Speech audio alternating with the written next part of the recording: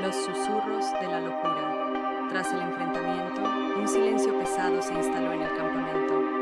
Pero no era un silencio de paz, sino uno cargado de tensión, de la sensación de que la sombra aún nos observaba desde las profundidades del bosque. La cordura de Marcos se quebró aún más. Comenzó a hablar en un lenguaje incomprensible, mezclando frases del diario con susurros guturales. Veía a la sombra, en cada árbol, en cada rostro. Andrea, agotada y al borde del colapso, se mantenía en un estado de alerta constante, sus ojos oscuros y temblorosos escudriñando la oscuridad. Luis, por otro lado, se había vuelto extrañamente tranquilo, casi apático. Se sentaba junto a la fogata, mirando las llamas con una expresión vacía. Por la noche, los susurros comenzaron. No eran sonidos audibles, sino voces que resonaban en nuestras mentes, tejiendo pesadillas y distorsionando la realidad.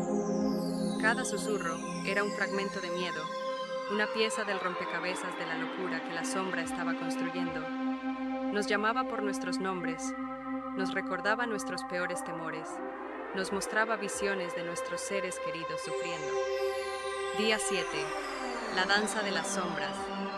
El séptimo día fue una pesadilla despierta. El bosque parecía haber cobrado vida, con los árboles retorciéndose y las sombras danzando a nuestro alrededor. Nos sentimos como marionetas en un macabro teatro, controlados por una fuerza invisible. La sombra nos guiaba a través de senderos imposibles, llevándonos de regreso a la cabaña una y otra vez. Encontramos nuevas marcas en los árboles, símbolos tallados con una precisión inquietante. Eran espirales que giraban hacia adentro, como agujeros negros que absorbían la luz y la esperanza. El diario maldito se había multiplicado, con nuevas páginas escritas con sangre y tinta negra. Relataban rituales de sacrificio y conjuros para invocar a la sombra, como si el autor hubiera sucumbido a su influencia. La noche fue un festival de terror. Las sombras se fusionaron en una sola entidad, una masa amorfa que se deslizaba entre los árboles, cambiando de forma y tamaño. Escuchamos el sonido de huesos crujiendo y el roce de garras afiladas en la corteza de los árboles. La sombra nos estaba cazando, jugando con nosotros como un gato con un ratón. Día 8. El espejo de los terrores. El octavo día, el bosque nos mostró nuestros propios terrores. Nos vimos reflejados en charcos oscuros, pero nuestras imágenes estaban distorsionadas, convertidas en monstruos que representaban nuestros peores miedos. Marcos se vio como una bestia rabiosa, con ojos inyectados en sangre y colmillos afilados. Andrea se vio como una figura frágil y demacrada, consumida por el miedo. Luis se vio como un cadáver, con los ojos vacíos y la piel pálida. La cabaña abandonada se había transformado en un templo del horror. Las paredes estaban cubiertas de símbolos y pinturas grotescas, representando sacrificios humanos y rituales oscuros. El diario maldito se había convertido en un grimorio, un libro de hechizos para invocar a la sombra. La noche fue una ceremonia de terror. La sombra nos obligó a participar en un ritual macabro, haciendo que recitáramos frases del diario y realizáramos gestos obscenos. Nos sentimos como autómatas, controlados por una fuerza que nos superaba. La sombra se alimentaba de nuestro miedo, haciéndose más fuerte con cada grito, con cada lágrima. Día 9. La linterna y el olvido. El noveno día, la sombra nos ofreció una salida. Nos mostró un sendero que conducía fuera del bosque, un camino de luz que prometía la libertad. Sin embargo, algo en nuestro interior nos decía que era una trampa, una ilusión creada para atraparnos para siempre. Marcos, en su locura, corrió hacia el sendero, gritando de alegría. Andrea, con una mirada de terror en sus ojos, intentó detenerlo, pero fue en vano. Luis, con su apatía, se quedó inmóvil, observando la escena con indiferencia. Yo, sintiendo un escalofrío recorrer mi espalda, dudé.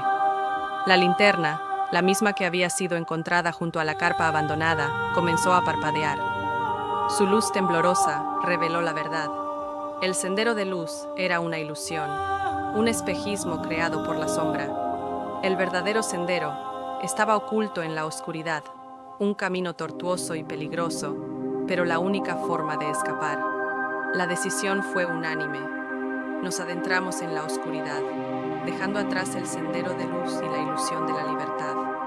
La sombra nos persiguió, intentando atraparnos en su laberinto de terror, pero nosotros, unidos por el miedo y la determinación, nos negamos a rendirnos. Día 10. La resonancia. El 10º día, el bosque comenzó a resonar con nosotros.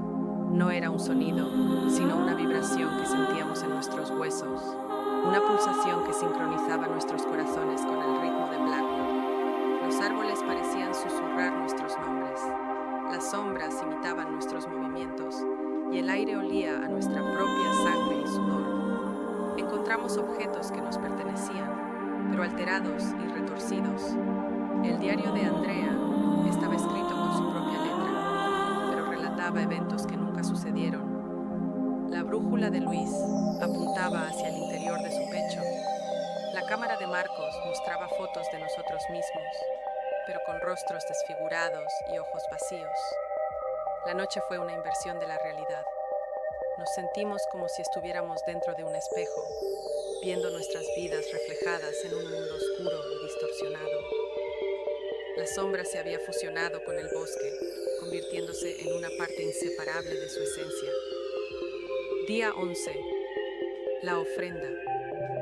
El 11º día, el bosque nos exigió un sacrificio. No era una demanda explícita, sino una sensación abrumadora de que debíamos ofrecer algo a la sombra para poder escapar. La tensión entre nosotros se intensificó y comenzamos a sospechar unos de otros. ¿Quién sería la ofrenda? ¿Quién sería el precio de nuestra libertad? Encontramos un altar de piedra en el centro de un claro. Estaba cubierto de símbolos y manchas de sangre, y en su centro había un objeto que brillaba con una luz oscura, el amuleto de hueso que el anciano nos había dado. La noche fue una prueba de lealtad. La sombra nos puso a prueba, enfrentándonos a nuestros miedos más profundos y tentándonos con la promesa de la salvación. Nos ofreció la oportunidad de sacrificar a uno de nosotros a cambio de nuestra libertad. Día 12. La decisión y la incertidumbre. El 12º día tuvimos que tomar una decisión. ¿Sacrificaríamos a uno de nosotros para escapar del bosque o nos enfrentaríamos a la sombra juntos, sin importar las consecuencias? La respuesta no fue fácil y la discusión se prolongó durante horas. Al final, decidimos no sacrificar a nadie. Nos enfrentaríamos a la sombra juntos, como un equipo, o moriríamos intentándolo.